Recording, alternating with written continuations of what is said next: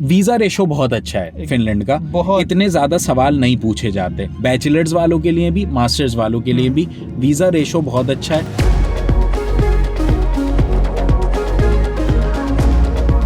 Okay, hello भाई, कैसे हैं आप सब लोग? अभी हमने रिसेंटली एक वीडियो अपलोड करी है मैंने कि एडमिशन प्रोसेस कैसे होता है फ़िनलैंड में, और ये अयाज़ है मेरे साथ। हम लोग फ़िनलैंड के पूरे प्रोसेस के बारे में वीडियो बना रहे हैं, एक सीरीज़। ये वीडियो सबसे ज़्यादा इंपॉर्टेंट टॉपिक के बारे में शायद, पूरे खैर सारी टॉपिक्स बहुत इंपॉर्टेंट है, मगर ये वीडियो एडमिशन प्रोसेस तो हो गया था पिछली वीडियो में, इनका एडमिशन भी हो गया था। उसके बाद वीज़ा प्रोसेस आता है। एडमिशन के बाद क्या क्या बैंक स्टेटमेंट्स चाहिए होती हैं, क्या क्या डॉक्यूमेंट्स चाहिए होते हैं, क्या अटेस्टेशंस चाहिए होती हैं, और वीज़ा कैसे लगता है, कहाँ लगता है, उसका कितना खर्चा आता है। सही है, तो अब हम स्टेप बाय स्टेप चलेंगे। अयाज़, मैं आपसे सवाल पूछता चला जाता हूँ। एडमिशन हो गया, फ़ी पे कर दी, अब डॉक्यूमेंट्स हमारे एडमिशन की वजह से ऑलरेडी अटेस्टेड हैं, और अगर नहीं है तो वो हमने अटेस्ट करवा ली है। अब हमने वीज़ा कैसे अप्लाई करना है? ओके, तो सबसे पहले मैं रिकमेंड ये करूँगा, अगर आपका एडमिशन, जब आपने एडमिशन के लिए अप्लाई ही किया है, ठीक है, तो इसी उम्मीद के साथ और इस पॉजिटिव होप के साथ कि आपको एडमिशन मिल जाएगा, इंशाल्लाह मिल जाएगा, और वो कोई मुश्किल नहीं है, तो आपने अपनी अपॉइंटमेंट बुक कर देनी है पहले से ही फ़िनलैंड एम्बेसी में। क्योंकि अपॉइंटमेंट बुक करने के लिए आपको कुछ भी नहीं देना, कुछ भी नहीं, बस इनकी इमिग्रेशन की वेबसाइट है फ़िनलैंड की, migri.fi, आपने वहाँ पर जाना है और आपने अपने वीज़ा के लिए अपॉइंटमेंट के लिए आपने अपॉइंटमेंट बुक कर देनी है। अच्छा, अब इसकी अपॉइंटमेंट कैसे बुक करने हैं उसके लिए मैं आपको, हमने वीज़ा से पहले ही वो एडमिशन से पहले क्यों अपॉइंटमेंट लेट आती है इसलिए? जी एग्जैक्टली। अपॉइंटमेंट कितने महीने? अपॉइंटमेंट का टाइम जो है ना वो डिपेंड करता है, और वो वेरी भी करता है स्टूडेंट्स के लिए समटाइम्स। अगर तो आपको अर्जेंट चाहिए तो क्योंकि इसकी अपॉइंटमेंट जो है वो इनकी वेबसाइट पे जाकर नहीं नॉर्मली होती, बल्कि आपको इनको ईमेल लिखनी होती है। इनका ईमेल एड्रेस मैं शेयर कर दूंगा आपको, आपके साथ, और वो आप बस एक ईमेल एड्रेस पे आप ईमेल लिखें कि मैं जो हूँ एडमिशन के लिए मैंने अप्लाई किया हुआ है, और मेरा एडमिशन जो है वो मैं उम्मीद करता हूँ कि फ़लानी डेट तक आ जाएगा, इसके लिए मुझे आप प्लीज़ अपॉइंटमेंट दें वीज़ा के लिए।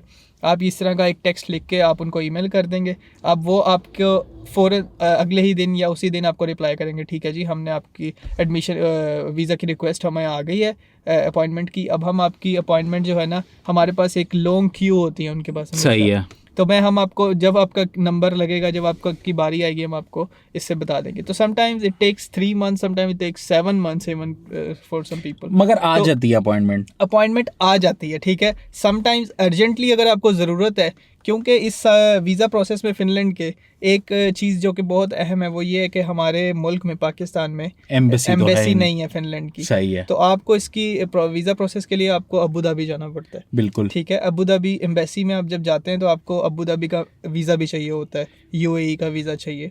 तो अगर आप उनको UAE का, लाइक अगर आपके पास एडमिशन आ गया है तो आप ये भी कर सकते हैं, आप UAE का वीज़ा लें और UAE का वीज़ा उन्हें दिखाएं कि मेरा UAE का वीज़ा है और वो एक्सपायर हो जाएगा, प्लीज़ मुझे जल्दी जल्दी दे दें अपॉइंटमेंट, तो वो आपकी रिक्वेस्ट को जल्दी प्रोसेस कर। अच्छा, मतलब ऐसा नहीं है कि कोई सिस्टम उनके पास चल रहा हो, वो बस आपके एडमिशन से पहले प्लान के हिसाब से आपको अपॉइंटमेंट दे देते हैं क्लासेस शुरू होने से पहले? क्लासेस शुरू होने से पहले आपको वीज़ा मिल ही जाता है। अच्छा। ठीक है, आपको लाइक इस तरह नहीं है कि आपको बहुत ज़्यादा स्ट्रिक्ट है जी, कि आपकी बहुत ज़्यादा लंबी लंबी क्यूज़ हैं, उनको आपको वीज़ा नहीं मिलेगा, आपको अपॉइंटमेंट नहीं मिलेगी।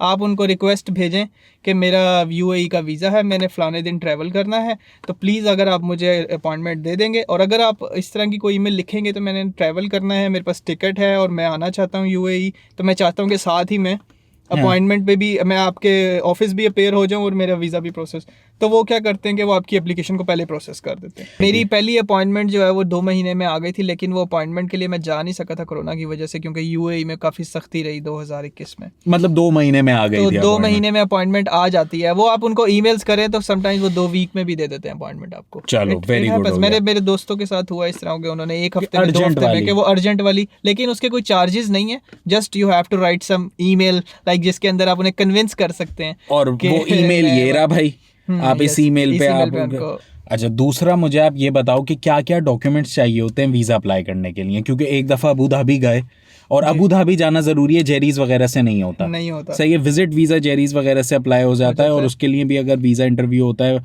तो वो नेदरलैंड्स की एम्बेसी लेती है, वो पाकिस्तान में, मगर आप वापस तो पाकिस्तान नहीं जाओगे अपने डॉक्यूमेंट्स लेने। तो क्या क्या डॉक्यूमेंट्स चाहिए होते हैं वीज़ा अप्लाई करने के लिए? एग्जैक्टली अच्छा मैं सबसे पहले और बैंक स्टेटमेंट, सबसे पहले आप मुझे बताओ बैंक स्टेटमेंट कितनी चाहिए होती है? एग्जैक्टली मैं सबसे पहले थोड़ा सा आपको ये बता दूं कि जो विजिट वीज़ा होता है और स्टूडेंट वीज़ा, इसके अंदर फ़र्क ये है कि जो विजिट वीज़ा होता है वो रेजिडेंस परमिट नहीं कहलाता, जबकि जो स्टूडेंट को वीज़ा मिलता है वो रेजिडेंस परमिट कहलाता है। और रेजिडेंस परमिट के लिए आपको यूएई की एम्बेसी विजिट करना ही पड़ेगी, फिनलैंड एम्बेसी इन यूएई, ठीक है, अबू धाबी में जो है। उसकी रीज़न ये है कि रेजिडेंस परमिट जो है वो आपको अलाउ करता है कि आप यहाँ पे स्टूडेंट स्टडी के साथ साथ काम कर सकते हैं, क्योंकि जो विजिट वीज़ा होता है वो आपको अलाउ नहीं करता कि आप यहाँ पे काम कर सकते हैं, और वो एक हाईली इलीगल तरीका हो जाता है फिर, ठीक है। तो हमें रेजिडेंस परमिट के लिए यूएई जाना पड़ता है। उसके लिए क्या क्या डॉक्यूमेंट्स चाहिए? उसके लिए सबसे पहले आपको जो इंपॉर्टेंट चीज़ है वो बैंक स्टेटमेंट, जो कि सबके लिए इंपॉर्टेंट क्वेश्चन है, ठीक है। इसके लिए 10,000 यूरो बैंक स्टेटमेंट नहीं चाहिए जिस तरह के जर्मनी में रिक्वायरमेंट होती है, यहाँ पे उससे काफ़ी कम है।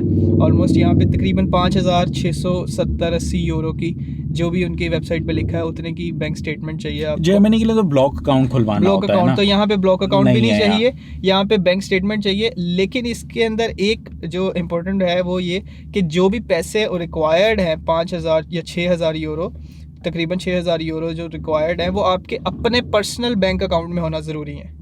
लाइक ऐसा नहीं हो सकता कि आप अपने फादर की बैंक स्टेटमेंट शेयर कर दें कि मेरे फादर के बैंक अकाउंट में ये पैसे पड़े हैं। आपके अपना पर्सनल बैंक अकाउंट हो, उसके अंदर वो पैसे मौजूद हों, और वो यूरोज़ में होना भी ज़रूरी नहीं है, बस उसके इक्विवेलेंट पाकिस्तानी रुपीज़ आपके बैंक अकाउंट में मौजूद हों। लाइक 6,000 यूरो हैं तो आपके पास तकरीबन 12.5, 13, 14 लाख रुपए जो है वो अगर आपके बैंक अकाउंट में पड़े हैं और आप वो स्टेटमेंट लेकर जाते हैं उनके पास, तो दैट्स इनफ। आपको यूरोज़ में कन्वर्ट नहीं करना, आपको यूरो अकाउंट नहीं खुलवाना, बस पाकिस्तानी बैंक अकाउंट आपका पर्सनल हो। मतलब तकरीबन 12 लाख रुपए की तकरीबन 12, 12.5 लाख रुपए आपने कितने की बैंक स्टेटमेंट दिखाई थी? मैंने तकरीबन 14.5 लाख रुपए की बैंक स्टेटमेंट दिखाई थी। भाई मैं भी यही रेकमेंड करूंगा कि जितने भी लोग वीजा अप्लाई करें वो 15 से 20 लाख रुपए की बैंक स्टेटमेंट, कोई टैक्स रिटर्न्स वगैरह की जरूरत नहीं है। और रेजिडेंस परमिट दिखता कैसा है भाई? रेजिडेंस परमिट मेरे पास फिलहाल है तो नहीं, चलो मेरे पास है, मैं दिखाता हूँ। मेरे पास हेनकिलो कोर्ती है, ये सॉरी ये सूरज बहुत पड़ रहा है, ऐसा होता है हेनकिलो कोर्ती यहाँ का। ये रेजिडेंस परमिट नहीं है, यहाँ का आईडी कार्ड है। हाँ, जो परमानेंट आपके पास है हेनकिलो कोर्ती? ये मेरे पास है, लेकिन मेरे पास उधर घर में पड़ा हुआ है। ऐसा होता है भाई हेनकिलो कोर्ती फिनलैंड का। ये अभी बहुत ज़्यादा सूरज पड़ रहा है इसलिए आप लोग को नज़र नहीं आ रहा होगा, मेरी सिर्फ शक्ल नज़र आ रही होगी। मगर इसी की तरह का एक रेजिडेंस परमिट होता है। जब आप वीज़ा अप्लाई करते हो तो आपका वीज़ा पासपोर्ट पे नहीं लगता, आप अबू धाबी जाके वीज़ा अप्लाई करोगे, वापस पाकिस्तान आ जाओगे।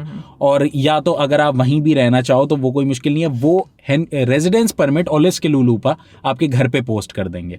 तो वैसे आएगा। अच्छा चलो, ये हो गई बैंक स्टेटमेंट की रिक्वायरमेंट। बैंक स्टेटमेंट में एक छोटा सा पॉइंट मैं और ऐड करना चाहूँगा। अगर आप की जो कोई बैंक स्टेटमेंट है, अगर कोई सैलरीड पर्सन है तो वो सबसे ज़्यादा सिंपल है कि उसके ऊपर कोई क्वेश्चन भी नहीं होगा, कुछ भी नहीं होगा, और डायरेक्टली आपको वीज़ा मिल जाएगा। लेकिन अगर आपके बैंक अकाउंट में बड़ी बड़ी ट्रांजैक्शंस हुई हैं, लाइक अगर आपने आज उन्हें बैंक स्टेटमेंट देनी है और आपने कल परसों में, ठीक है, 3, 4, 5 लाख रुपए की ट्रांजैक्शन की है और उसके बाद आपकी रिक्वायरमेंट फुलफिल हुई है, तो वो जो 3-4 लाख रुपए की ट्रांजैक्शन हुई है उसके ऊपर वो क्वेश्चन करेंगे, वो आपसे उसका सोर्स मांगेंगे, उसके ऊपर एक लंबी डिबेट शुरू हो जाएगी।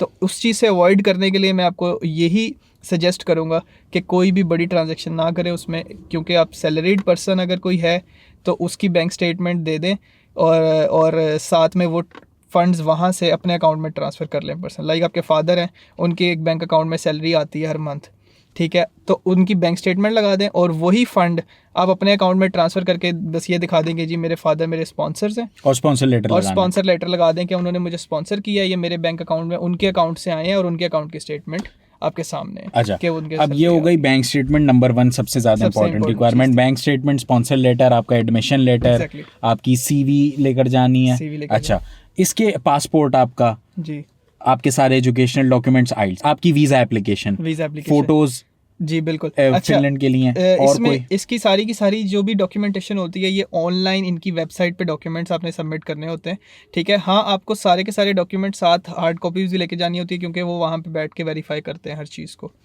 तो आपको यहाँ पे इसे अपने सारे एजुकेशनल डॉक्यूमेंट्स लेकर जाने पड़ेंगे, ज़ाहिर है पासपोर्ट और वीज़ा की एप्लीकेशन का प्रिंट आउट, आपको बैंक स्टेटमेंट का प्रिंट आउट, आपके पास क्या कहते हैं आइल्स वगैरह, हर चीज़ की आपके पास हार्ड कॉपीज़ होनी चाहिए जो आप उनको वेबसाइट वेबसाइट पे डॉक्यूमेंट्स प्रोवाइड करेंगे जो कि उन्होंने मांगे हैं, वही डॉक्यूमेंट्स आपने हार्ड कॉपी में यूएई लेकर जाना। तो मुझे ये समझ आया अभी तक कि एडमिशन मिल गया, आपने उनसे वीज़ा अपॉइंटमेंट ले ली, आपने उन्होंने जब आपको वीज़ा अपॉइंटमेंट दी तो आपने पाकिस्तान में बैठे बैठे पहले सारे डॉक्यूमेंट्स उन्हें अपलोड करके पहले देना। सारे डॉक्यूमेंट्स, क्योंकि जब और ये ईमेल ही पे भेजने उन्हें या कोई वेबसाइट है? नहीं, वो migree.fi की वेबसाइट है। सही है। आपने वहाँ पे सारे डॉक्यूमेंट्स उनको पहले क्या कहते हैं, उनको अपना एक अकाउंट बनाएंगे, अपने अकाउंट से उसी वही अकाउंट बेसिकली आपका सब कुछ है। हाँ। एक दफ़ा आपने वो अकाउंट क्रिएट कर लिया, अब आगे से जो भी कुछ होगा उसी अकाउंट के अंदर होगा, रिन्यू भी और सब कुछ। आपने सारे डॉक्यूमेंट्स उस पे अपलोड करे, अकाउंट पे अपलोड कर दिए, आपको वो आपको ईमेल लिखते हैं कि जी ठीक है, आपकी अपॉइंटमेंट फलाने दिन है, कोई भी डेट है, लेट्स सपोज 10 अप्रैल को आपकी अपॉइंटमेंट है, तो वो कहेंगे कि आपने 10 अप्रैल से पहले ये सारे डॉक्यूमेंट हमारी वेबसाइट पे हमसे शेयर करने हैं, ताकि जब आप यहाँ पर आएँ तो आपका सारा डाटा हमारे सिस्टम में मौजूद हो ऑलरेडी। फिर वो उसको हार्ड कॉपीज़ को वेरीफाई करेंगे और साथ क्रॉस क्वेश्चनिंग करेंगे, इंटरव्यू होगा।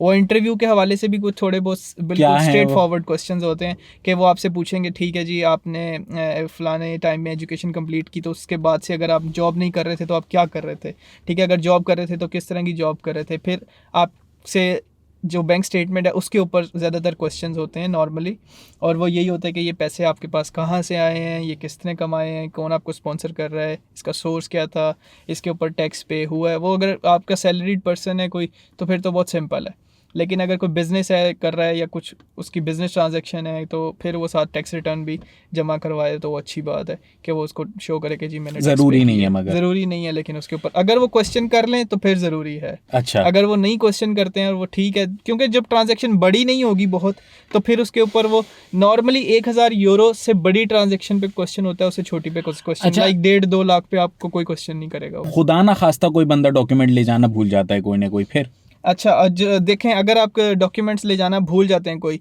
तो अगर तो आप कोई एक आधा ऐसा डॉक्यूमेंट भूल गए हैं जो कि आप नहीं लेकर गए हैं, तो फिर तो हो सकता है, वैसे तो नॉर्मली क्योंकि लोग कॉन्शियस होते हैं इस चीज़ के बारे में, लोग ऐसा गलती नहीं करते हैं, लेकिन अगर कोई रह भी गया है और आपने उनको वेबसाइट पे अपलोड किया है तो फिर शायद वो उसको अकोमोडेट कर लेते हैं, लेकिन आप सारे डॉक्यूमेंट भूल जाएं फिर तो अच्छा, ऐसा नहीं है कि आप पाकिस्तान चले गए और फिर आपने उन्हें पोस्ट कर दिए? नहीं, एक दफ़ा भूल गए तो भूल गए। नहीं, वो पोस्ट कर सकते हैं आप, ये भी उनकी फैसिलिटी वो अगर है। बोलें वो अगर वो कोई ऐसा डॉक्यूमेंट है जो कि बहुत मेन नहीं है और मेजर नहीं है, वो आपको कहते हैं कि ठीक है आप हमें पोस्ट कर दें जाके, तो फिर वो चल जाती है। अच्छा, ये हो गया। अब आपका वीज़ा इंटरव्यू हो गया, सारे डॉक्यूमेंट्स आपने उनको दे दिए। वीज़ा एम्बेसी की फ़ी कितनी है? इसकी तकरीबन फ़ीस है, मैंने यूरोज़ में पे की थी, 75,000 के आसपास इसकी वीज़ा प्रोसेसिंग फ़ी है। 75,000 रुपीज़, लेकिन यूरोज़ में ये कोई 300-350 यूरोस कुछ बनते हैं। 300 यूरो बनते हैं। 300-350 यूरो आई थिंक सो। चलो 350 यूरो बन गए, आपने वीज़ा एम्बेसी की फ़ी पे करी। अब कितने दिन बाद आपको रेजिडेंस परमिट आप पाकिस्तान पोस्ट करेंगे? अभी आपको जी पाकिस्तान पोस्ट करेंगे। जो आपको वीज़ा का जो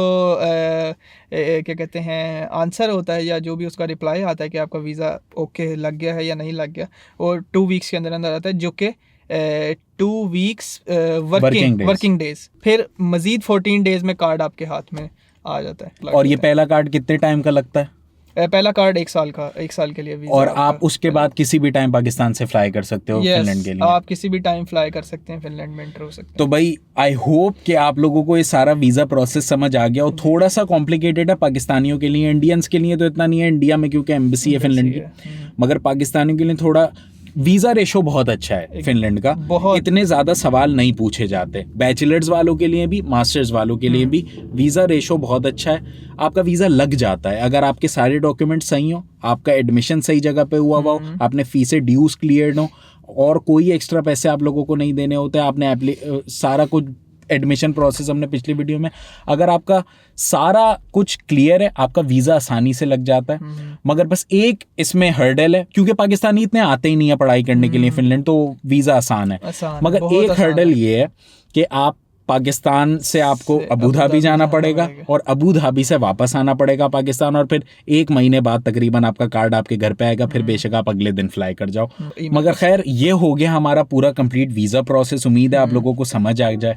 नेक्स्ट वीडियो हम अयाज के पार्ट टाइम जॉब्स के बारे में, क्योंकि यहाँ इनको 3-4 महीने हो गए रहते हुए, तो part time job as a student कैसे मिलती हैं, कितनी उनमें कमाई होती है, उसके बारे में बनाएंगे। तो आई होप अगर अभी तक आप लोग ये वीडियो देख रहे हैं तो please consider liking and subscribing video on the channel. अंधेरा भी हो रहा है थोड़ा सा, गाड़ी में बैठे हैं आप। तो अगर आप लोग मुझसे कांटेक्ट करना चाहते हैं तो ये रही लिंक्स, इन दिए हुए लिंक्स पे आप मुझसे इंस्टाग्राम, फेसबुक या कैलेंडर पे you can always book a class. तो फिर आई सपोज आज के लिए इतना ही, फिर कल मिलते हैं ना। पीस आउट कर दो यार।